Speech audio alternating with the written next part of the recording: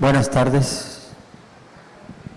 Vamos a continuar, a pasar a la enseñanza. Vamos a seguir platicando, comentando acerca del Evangelio de Marcos. La semana pasada quedamos que íbamos a terminar el capítulo 1, pero por cuestiones de tiempo no se pudo. Vamos con el mismo tema de la semana pasada. Habla como quien tiene autoridad. Como quien tiene autoridad, ese era el título que le pusimos la semana pasada a la enseñanza. Vamos a continuar, vamos a seguir hablando con ese mismo título. ¿Cuál fue el propósito, amado? ¿Cuál fue el propósito del libro de Marcos? Eso lo comenté cuando iniciamos las enseñanzas de Marcos. ¿Cuál fue el propósito del libro de Marcos? El objetivo de este evangelio fue alcanzar a todo el mundo de la habla griega, o sea, fue a los romanos. Su mensaje de fe es y seguirá siendo de un significado universal para todos. Y estaría bien preguntarse, amado, estaría bien que te preguntaras, ¿fue el propósito de Marcos solo proveer información o quería también producir información?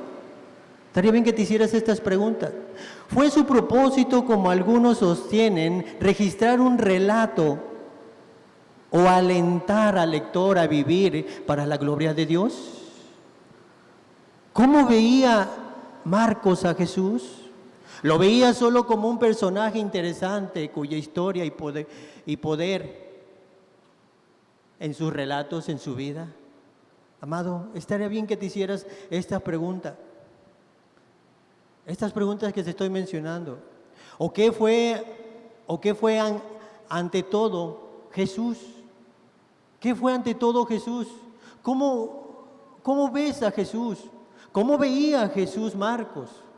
¿Como el poderoso y el victorioso de Israel, el Rey Salvador? A que todo ser humano debe rendirse con fe sincera. Estas preguntas estaría bien que te las hicieras. Amados, debemos tener presente que Marcos fue el intérprete, decíamos en la primera enseñanza, que Marcos fue el intérprete de Pedro. Como dije en la introducción, él fue el que tradujo a Pedro. Toda vez que Pedro predicaba, también exhortaba, si se acuerdan, si has leído el Evangelio, si has leído las epístolas de Pedro. Toda vez que Pedro hablaba, exhortaba al arrepentimiento. Y su prédica llegaba a la exhortación, a fin de llevar al oyente, al que leía, al arrepentimiento y fe, para que los hombres fueran salvos para la gloria de Dios. Este fue el propósito de Pedro, que de la misma manera es el propósito de Marcos en su evangelio. Quise dar este pequeño resumen, amados, para los que nos visitan, para los que hoy nos visitan este día. La semana pasada dijimos que íbamos a hablar, que íbamos a acabar, que íbamos a culminar el capítulo 1 de Marcos, pero por cuestiones de tiempo, como te decía, no se pudo concluir. Vimos la semana pasada desde el versículo 21 al versículo 34, y de ahí me brinqué al versículo 40 al 42. ¿Para qué? Para poder entender el poder y la autoridad de Jesús. Hoy retomaremos el versículo 35 al 39, para posteriormente regresar del 43 al 45 y concluir con el capítulo 1. Hoy debemos concluir con la ayuda de Dios. Amado, el Evangelio de Marcos nos ha ido descubriendo cómo Jesús enseñaba como quien tiene autoridad. Él hablaba que con la plena convicción de que sus palabras eran las palabras del Dios mismo. Jesús decía, esto es lo que los rabinos les han enseñado hasta ahora. de las Escrituras, pero yo les traigo la interpretación correcta. Yo les traigo la única interpretación que tiene validez. Eso decía Jesús. Pero después de su enseñanza, también nos muestra su autoridad y su poder sobre los demonios. Sobre los demonios. Este demonio que se menciona en el versículo 24 de Marcos 1, sabía que no se estaba enfrentando a una religión vacía y ritualista. El mismo demonio que sabía que tenía enfrente al mismo Hijo de Dios en persona. ¿Sí recuerdan lo que hablamos la semana pasada? Jesús miró a este hombre cara a cara y le dijo al demonio: cállate y sal de él. Esas simples palabras, amado, cállate y sal de él, fueron suficientes para que el demonio le obedeciera inmediatamente. Inmediatamente. Ahí vemos la autoridad que Dios utilizó para crear un universo. Es la misma que utilizó Jesús con los demonios. Con los demonios. Le dijo a la luz que haya luz. Palabras sencillas y simples. ¿Y qué hubo? Luz. Luz. Ni el universo se pudo resistir al poder de Jesús. Y ni siquiera los demonios pueden resistirse a su autoridad. La forma en que el demonio se dirigió al Señor, ¿sí recuerdan? ¿Cómo se dirigió el demonio al Señor Jesús? Llamándolo Jesús de Nazaret. Jesús de Nazaret. No fue porque le conocí, no fue porque fuera una falta de respeto, no. Fue porque el demonio conocía a Jesús. El demonio conocía a Jesús. Y esto es claro por las palabras que el mismo demonio agrega. ¿Has venido a destruirnos? Sé quién eres, el Santo de Dios. El Santo de Dios. Amado, los demonios creían en quién era Jesús. Sabían quién era Él. Sabían realmente quién era el Santo de Dios. Las palabras, has venido.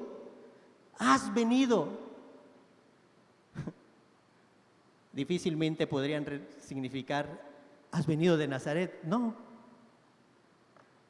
Te conozco. Pero déjame decirte algo, amado. El Señor Jesús no necesitaba necesariamente venir de Nazaret. No necesitaba necesariamente venir de Nazaret para venir y aplastar el poder de los demonios. Para venir y aplastar el poder de Satanás. No necesitaba venir. Él con su poder lo pudo haber hecho sin haber venido de Nazaret. Has venido al mundo, es lo que estaba diciendo ese demonio. Has venido al mundo desde el cielo para venir a destruirnos. En otras partes, el demonio pregunta si aquel que había venido a buscar y a salvar a los perdidos también había venido a destruirnos ahora mismo. Eso es lo que estaba preguntando el demonio. Amado, cuando el demonio declara, sé, él no está mintiendo. Él no está mintiendo. Hay cosas que el príncipe del mal y sus servidores conocen. Yo sé. Él ya sabe, él ya sabía. Él ya sabía. Y parte de ese conocimiento que los demonios tienen les hace ¿qué? Ellos ya sabían de Jesús. Ellos ya sabían del Mesías. Ellos ya sabían del Hijo de Dios. Y ese mismo conocimiento los hace temblar, les llena de temor, les llena de temor, les llena de terror. El Hijo de Dios, ¿a qué has venido? ¿A qué has venido? ¿Sabes, amado? ¿Sí sabes que para los demonios ya no hay salvación? El demonio sabía que para ellos no hay salvación, sino que les espera un horrible castigo. Él sabía eso. El demonio está pensando en esa terrible realidad al darse cuenta que en ese momento está frente a frente, cara a cara, con su mayor oponente, a quien correctamente él le llama el Santo de Dios. El Santo de Dios. Amado, la santidad, amado, no puede tolerar el pecado. La santidad no puede tolerar el pecado. Ese era un espíritu inmundo. Por eso Jesús lo reprendió diciendo: cállate y sal de él. Cállate, espíritu inmundo, espíritu corrupto. Te conozco, sé quién eres. Sal de él. Además, amado, el demonio no tiene derecho a entrometerse en las cosas del Señor. Jesús le da, si te das cuenta, una doble orden cortante y definitiva. Una, cállate. No lo dejó hablar. Y sal de él. Y sal de él.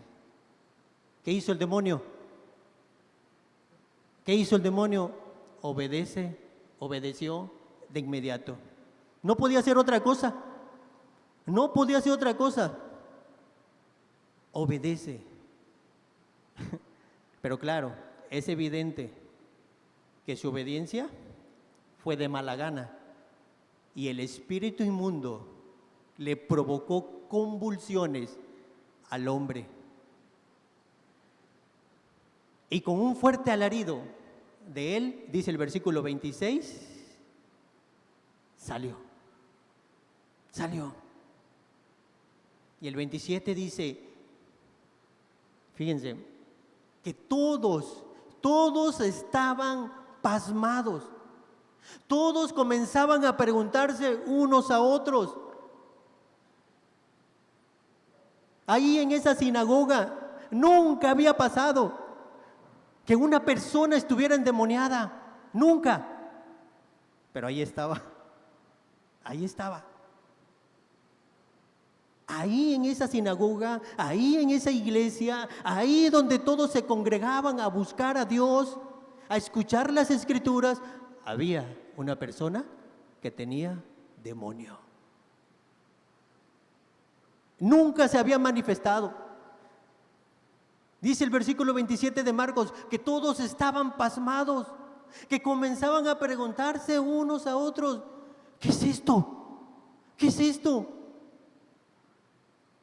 Una nueva clase, una nueva enseñanza y sobre todo con autoridad, que aún los espíritus inmundos da órdenes y le obedecen. O sea, todos estaban así. ¿Qué pasa? ¿Qué está sucediendo? Esto nunca había pasado. Nunca había pasado.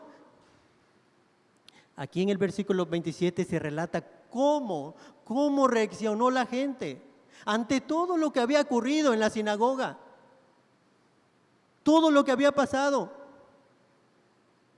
todo lo que había pasado aquel sábado, todo lo que habían oído en la sinagoga era muy diferente a todo lo que antes habían escuchado en ese lugar. ¿Qué pasa? ¿Qué está sucediendo? ¿Qué nueva doctrina es esta? ¿Qué nueva enseñanza es esta? Todos estaban atónitos, todos estaban admirados, sorprendidos. ¿Y por qué estaban sorprendidos? Porque la misma autoridad y poder de Jesús exhibió las enseñanzas de los escribas y fariseos, y la misma autoridad y el poder de Jesús se manifestó ese día. Fue mostrado todo lo que había en ese lugar, todo, que las enseñanzas estaban mal y que no era un lugar de adoración o de exaltación a Dios, como algunos creían. Había un demonio. Había un demonio.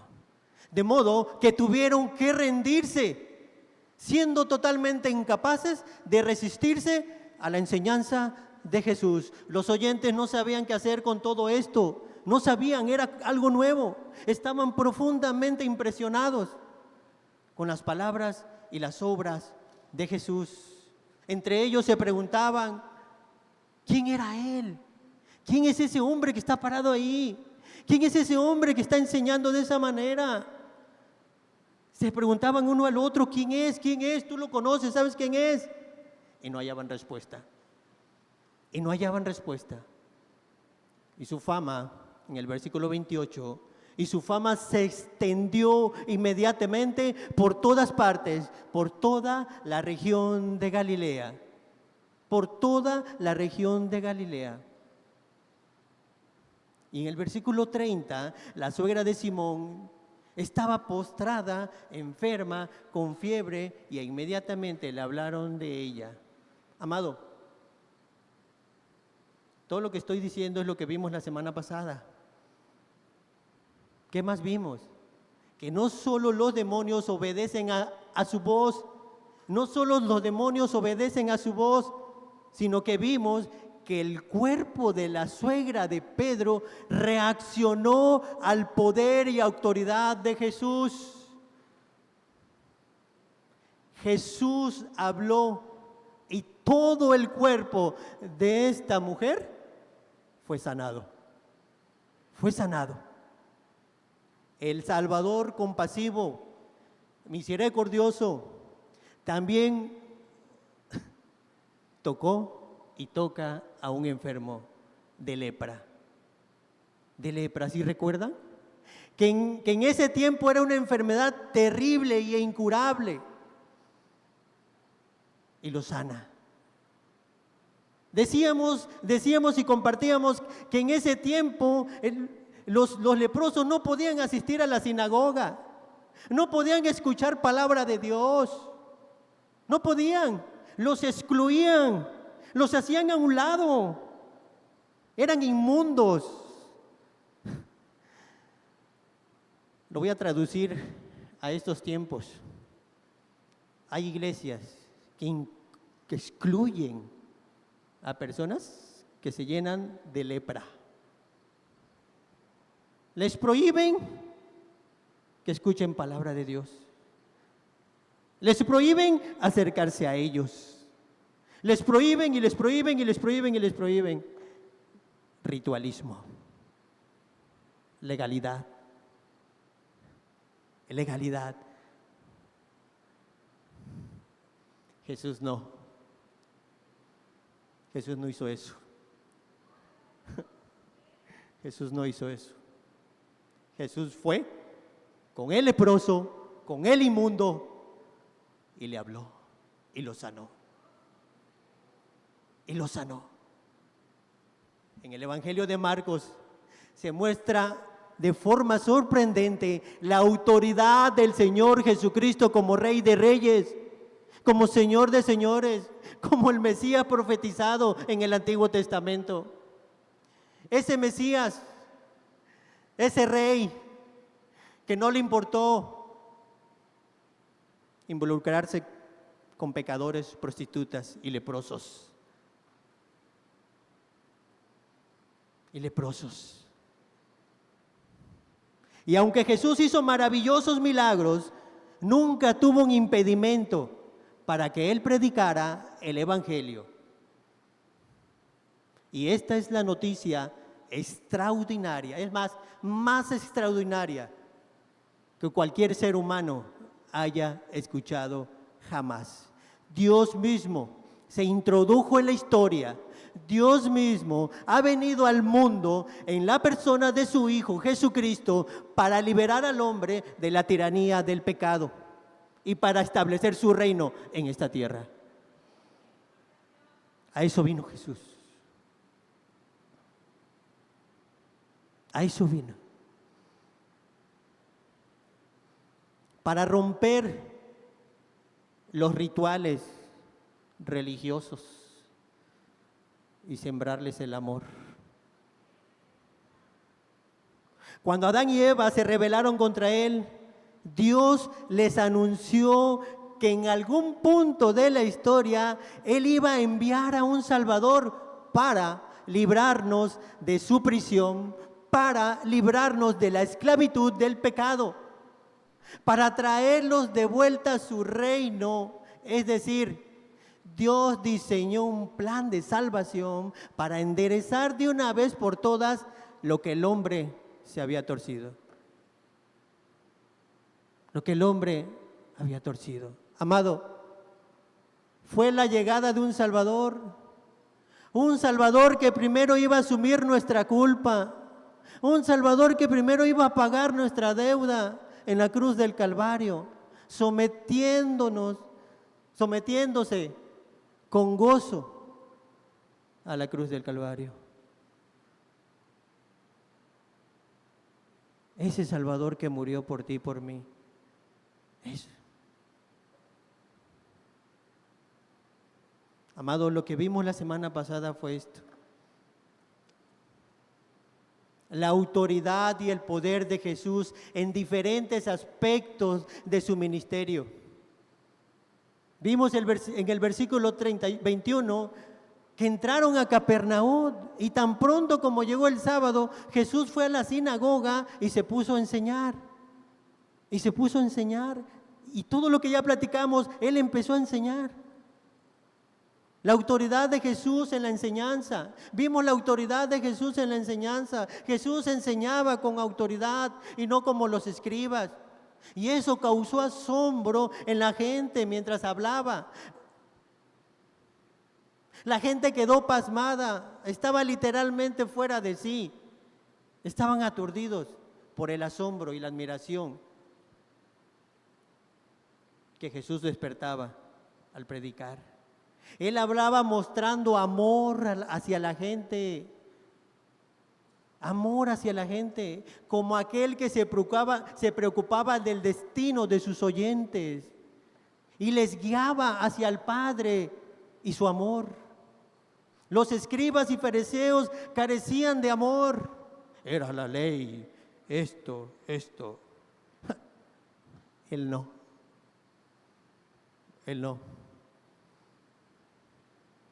Él vino a quitar todos esos rituales. Los escribas y fariseos no conocían nada de eso. Y me atrevo a decir que hasta ellos estaban pasmados. Estaban admirados porque su enseñanza de Jesús era diferente. Pero ¿saben por qué era diferente? Porque provenía de Dios mismo y no de traducciones humanas. La autoridad de Jesús sobre los demonios. Jesús demostró su autoridad sobre los demonios al expulsarlos de las personas poseídas. Los demonios reconocían la autoridad de Jesús y temían su poder. Vimos también la autoridad de Jesús sobre las enfermedades. Jesús sanó a la suegra, como ya les expliqué hace un momento, a la suegra de Pedro y a muchos otros enfermos, demostrando su autoridad sobre las enfermedades. Su toque y su palabra tenían el poder de sanar y de restaurar. Vimos también la compasión y la misericordia de Jesús. Jesús mostró compasión y misericordia hacia los que sufrían, incluyendo a un leproso que se acercó a él. A alguien que ya no querían, a alguien que la sociedad lo había excluido, a alguien que la religión los había excluido, a alguien a quien la religión los había apartado. Jesús no. Jesús mostró compasión y misericordia. Su toque y su palabra sanaron al leproso y lo restauraron a la sociedad. La autoridad y el poder de Jesús son fundamentales para entender su ministerio y su naturaleza divina de Él. Amado, su autoridad y su poder se manifiestan en diferentes aspectos de su ministerio, incluyendo sus enseñanzas, incluyendo su lucha contra los demonios y su sanidad de las enfermedades. Jesús es el Salvador compasivo y misericordioso, que puede sanar y restaurar a los que creen en Él. ¿Tú crees en Él? ¿Tú crees en Él? Amado, como hemos visto, Jesús tuvo una vida. Si tú te pones a pensar, Jesús tuvo una vida muy agitada. Lo que el Señor hacía en un solo día, probablemente a muchos de nosotros nos tomaría una semana. No porque Él era un superhombre, sino porque Él tenía muy claro la misión que su Padre le había encomendado. Y no debemos olvidar que la naturaleza humana de Jesús era tan humana como la tuya y como la mía, excepto que Él no tenía pecado. Pecado. Así que Él se cansaba igual que tú y que yo. Él era un ser humano como tú y como yo. Pero Él vino a hacer, ¿a qué vino Él? A hacer la voluntad de su Padre. Y eso gobernaba su vida. Eso gobernaba su agenda. Y de aquí empezamos. Versículo 35, por favor. Versículo 35. Levantándose muy de mañana, siendo aún muy oscuro, salió y se fue a un lugar desierto. Y allí oraba. Y allí oraba. El Señor nunca permitió que las presiones de la gente estorbaran su comunión con su Padre Celestial. Nunca permitió eso. No solo porque Él amaba a su Padre, sino porque Él amaba estar con su Padre. Estar con su Padre. También porque Él sabía que Él no podía llevar a cabo la obra que se le había encomendado por Él solo, a menos que dependiera de su Padre, en oración, en oración. Así debemos ser todo creyente, amado, todo creyente. Jesús, el Hijo de Dios, Él dependía de su Padre en oración, a pesar que siempre estaba ocupado. A pesar que siempre estaba ocupado, Él dependía de su Padre. Hay creyentes, amados, de verdad, hay creyentes que dicen: yo sé que debo leer mi Biblia, yo sé que yo debo de orar, yo sé que debo de apartar este tiempo cada mañana para estar a solas con mi Dios. Pero a veces se responden ellos mismos: pero créanme que yo no tengo tiempo. Créanme. Amado, yo creo que en la mayoría de los casos no es falta de tiempo. Yo creo que el problema es un problema de prioridad. No le das prioridad a Dios. No le das prioridad a Dios, que revela al mismo tiempo un problema de corazón. Un problema de corazón. Amado, nosotros sacamos tiempo para los que nos parece importante, ¿o no? Para lo que es que tengo que llevar esto porque mi patrón me pidió. Tengo que hacer, al rato que venga oro, Dios me va a comprender. Sacamos tiempo para lo que nos es importante. no sacamos, y para lo que nos gusta hacer, nunca sacamos tiempo para lo más importante del ser humano, es estar en comunión con Dios. Amado, el Señor Jesucristo sacaba tiempo en su apretadísima agenda para tener comunión con su Padre. ¿Saben por qué? Porque Él deseaba estar con su Padre, porque su Padre gobernaba su agenda, porque Él gobernaba su corazón. Uno lee que el Señor sanó a muchas personas y sanó a muchos demonios en horas y en horas y en horas, manchando su mano con la pudredumbre de la raza humana.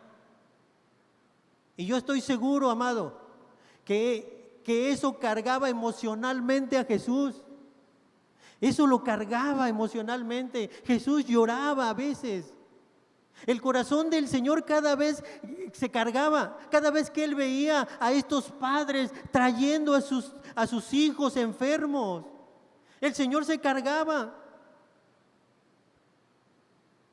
Esos días eran días agotadores, pero el Señor necesitaba renovar sus fuerzas en la presencia del Padre. Ese era su combustible que le permitía seguir adelante a pesar de las presiones que le venían a su alrededor. Siendo aún muy oscuro, entre las 3 y 6 de la tarde, de la mañana, que era la última vigilia de la noche, Jesús se levantó de la casa. No lo molestó a ninguno de los discípulos. Y se fue a un lugar desierto. Y es interesante, amado, es interesante ver y notar que los apóstoles sabían dónde Él estaba. Dice el versículo 36 al 37. Dice, y le buscó Simón y los que con él estaban, y hallándole le dijeron, todos te buscan. ¿Qué quiere decir? Que ellos sabían dónde estaba el Señor, porque probablemente eso era lo que Él acostumbraba a hacer, irse a ese lugar desierto para tener comunión con su Padre Celestial. A pesar de esa apretadísima agenda.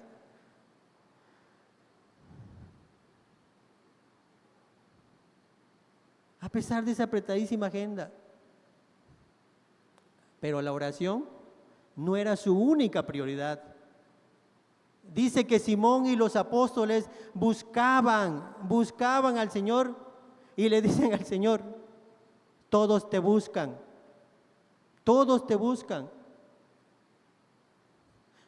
Amado, nosotros no podemos saber con seguridad en qué tono fue que los apóstoles le dijeron al Señor, y especialmente Pedro. No sé si ya compraste o leíste el libro de los 12 hombres comunes y corrientes, ahí te darás cuenta cuál era su temperamento de Pedro.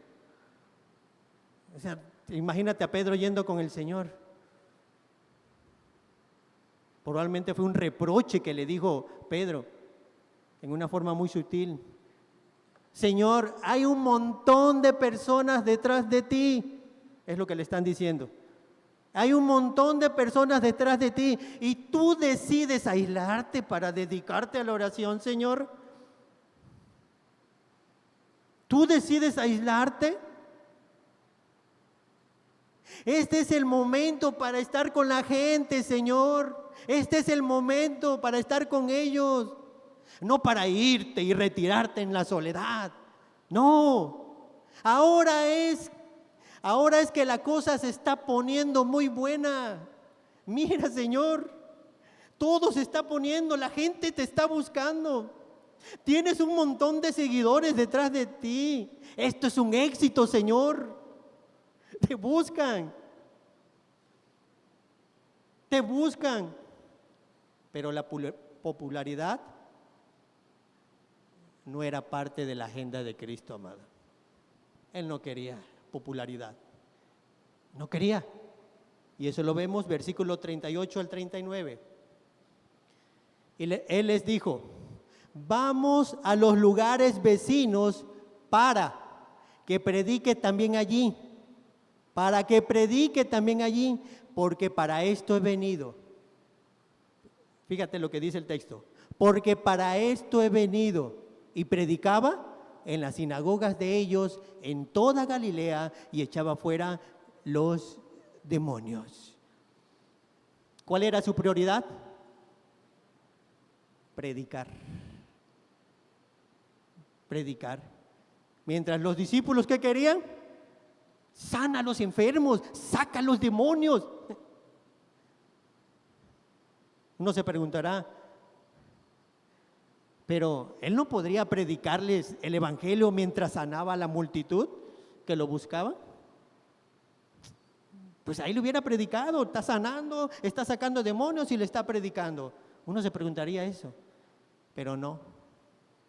La mayoría de esas personas se habían acercado a Jesús buscando un milagro de sanidad. Pero el Señor decía que no había venido a sanar personas, el Señor había venido a predicar el evangelio. Y ahí está el texto. ¿Saben por qué? ¿Sabe por qué se preocupaba más por la predicación del evangelio?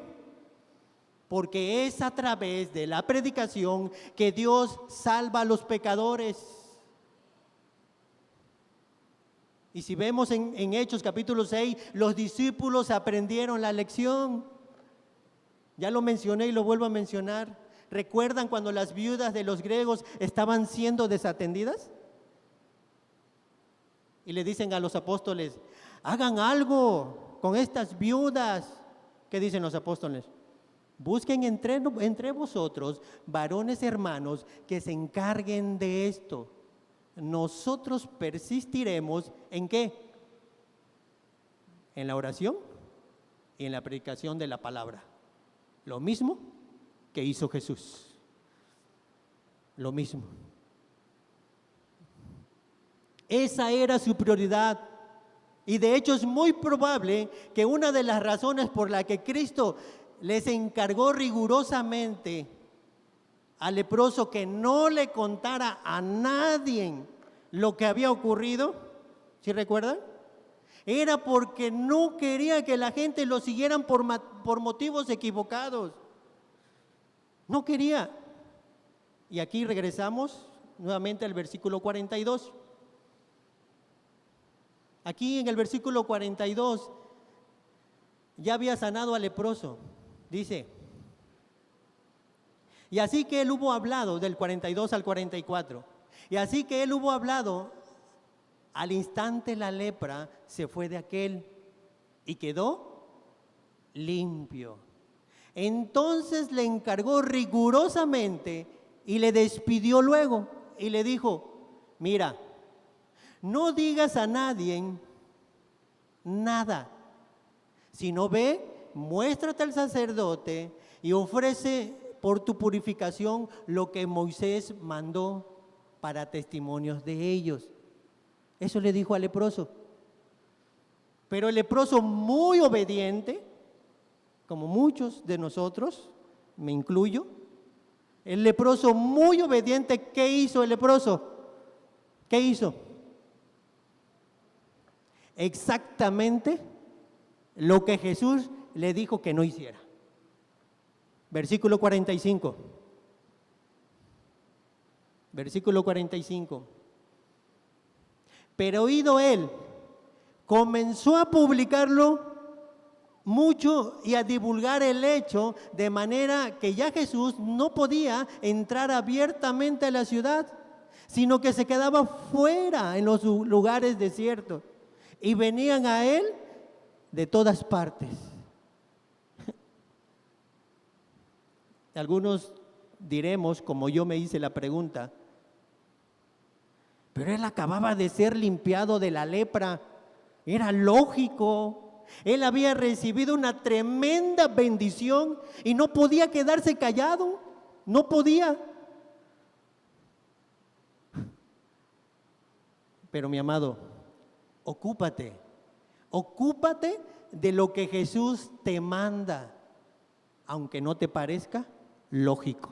Tú ocúpate. Si Jesús te manda a hacer eso, ocúpate y hazlo. Tal vez no te parezca lógico ni congruente, pero Jesús te lo está mandando. Tú ves y hazlo.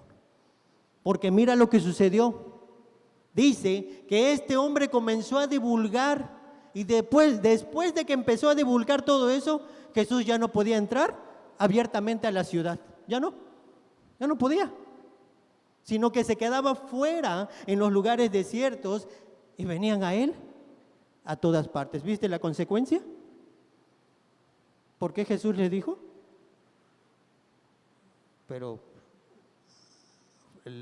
por la obediencia del otro, ya no lo dejaron entrar a las ciudades. ¿Te das cuenta de algo, amado? El leproso y Jesús ahora cambiaron de lugar. ¿En dónde vivía el leproso? En el desierto. ¿Y Jesús? En la ciudad. Y ahora Jesús tiene que estar en el desierto y el leproso en la ciudad. Por causa del leproso. ¿Te das cuenta? Ahora, el punto es que Jesús no quería que la gente lo siguiera por motivos equivocados. ¿Sabe cuánta gente van a las iglesias hoy en día buscando un milagro de cualquier tipo? ¿Sabes cuántas van? Y es bueno, es correcto, pero no van por seguir a Jesús realmente. Amados, Jesús no quería personas que estuvieran meramente detrás de los milagros. Él no quería eso. Él quería seguidores que lo estuvieran buscando a Él, no a los milagros. A Él. Las personas siempre son tentadas a lo sensacional, a lo extraordinario.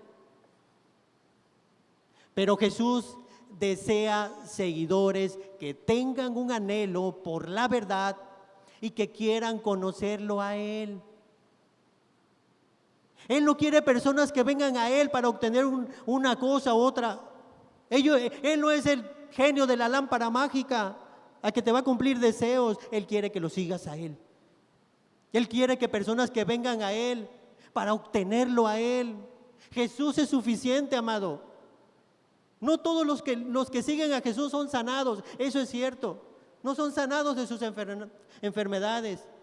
Pero Dios tiene un plan diferente con cada uno de sus discípulos.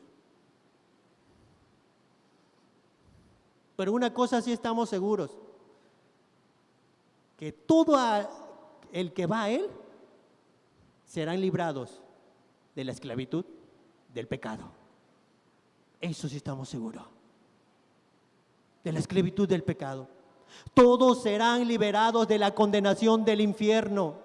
Y todos disfrutarán del extraordinario regalo de tener a Jesús como Señor y Salvador. En eso sí estamos seguros. Así que, mis amados, cuando estemos en medio de una situación desesperada, nuestra esperanza tiene que ser Jesús y lo que hará con nosotros. Y lo que hará con nosotros. Nuestra esperanza es lo que Él va a hacer, lo que es mejor para nosotros, lo que Él sabe que es mejor para nosotros. Amados, con Jesús vamos a tener lo que necesitamos en esta vida, lo que queramos. Vamos a tener todo lo que necesitamos en esta vida, incluyendo cosas dolorosas, pero que son necesarias para llevarnos a la gloria. Es necesario que a través de muchas tribulaciones entremos al reino de Dios. Amén por eso.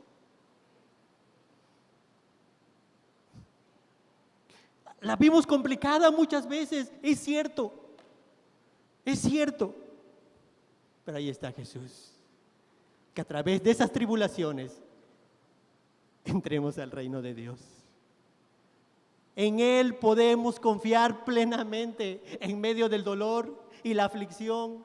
Y nadie puede impedir que Él lleve a cabo lo que Él se ha propuesto hacer en nuestras vidas. Nadie lo va a impedir. Aunque nosotros muchas veces no podamos entender lo que Él está haciendo. Y la verdad es que la mayoría de las veces nosotros no entendemos lo que Él está haciendo. Y si somos honestos, muchas veces no nos gusta lo que Él está haciendo. ¿Por qué, Señor, me pasa esto? Muchas veces no nos gusta, pero pasa. Y al final, Dios nos da la salida.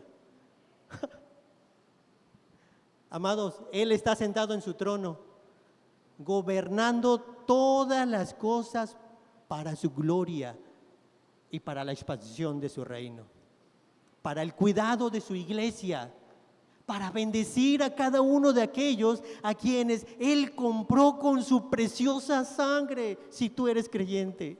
Y amado, si tú no has conocido a Cristo, tú necesitas conocer a Cristo.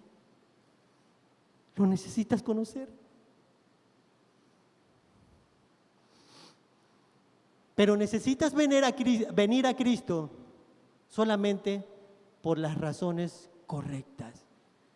Él tiene todo el poder y la autoridad, como hemos visto hoy y la semana pasada, pero aún así, Él decidió hacerse hombre para morir por pecadores y pagar nuestra deuda con la justicia de Dios. Por la justicia de Dios. Tú necesitas venir a Cristo, amado. Arrepentirte de lo mal que has hecho. No para sanarte de alguna enfermedad, no, perdóname. Si algunos piensan lo contrario, perdóname. Pero es la realidad. Tú necesitas venir a Cristo en arrepentimiento. No para sanarte alguna enfermedad, no para enderezar tu matrimonio, no para resolver tus problemas financieros. Tú necesitas que Él te salve de la esclavitud y la condenación del pecado. Del pecado. Tú necesitas reconciliarte con Dios, únicamente con Él, con nadie más. Y en su obra redentora. ¿Saben qué sucede en la mayoría de las personas? ¿Qué sucedió en la mayoría de las personas en la ciudad de Capernaum? ¿Sí sabes qué sucedió? ¿Qué escucharon, lo que escucharon ese día? ¿Sabes qué sucedió? Nada. Nada. Vieron milagros. Vieron todo y no sucedió nada, absolutamente nada. Ellos siguieron con sus vidas como si nada hubiera pasado. De hecho, más adelante Jesús va a decir: Capernaum, Capernaum, que hasta el cielo fuiste levantada, hasta el Hades serás abatida. Porque si en Tiro y en Sidón se hubieran hecho los milagros que en ti se hicieron, hace tiempo que se habían arrepentido en silicio y en ceniza. Amado, ellos siguieron siendo indiferentes. Siguieron siendo indiferentes. Eso es lo que exactamente sucede en muchas iglesias en el día de hoy. Las enseñanzas de Jesús continúan siendo escuchadas a través de la predicación, pero muchas personas están tan ocupadas que no les interesa. No prestan atención. Andan en sus afanes, en el impacto en sus afanes, en su vida diaria, en lo que más les interesa, en lo que más les importa.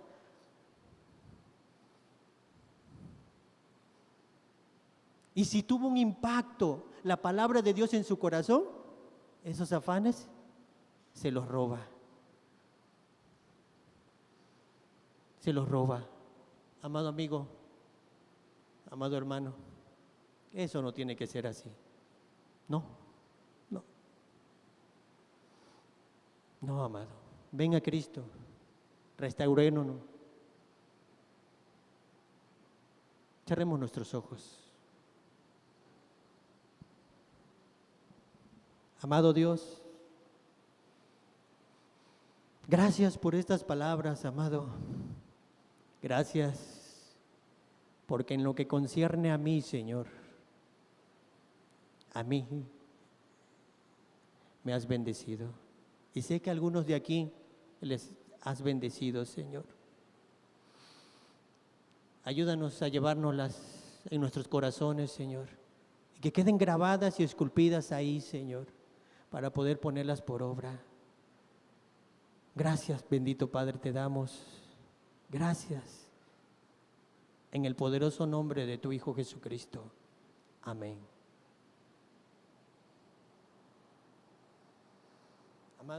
Amado,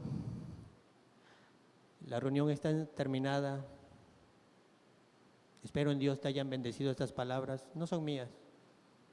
Yo no soy nada ni nadie. Pero el que dejó escritas estas palabras, sí. Sí. Que Dios te bendiga. Estamos para servirte.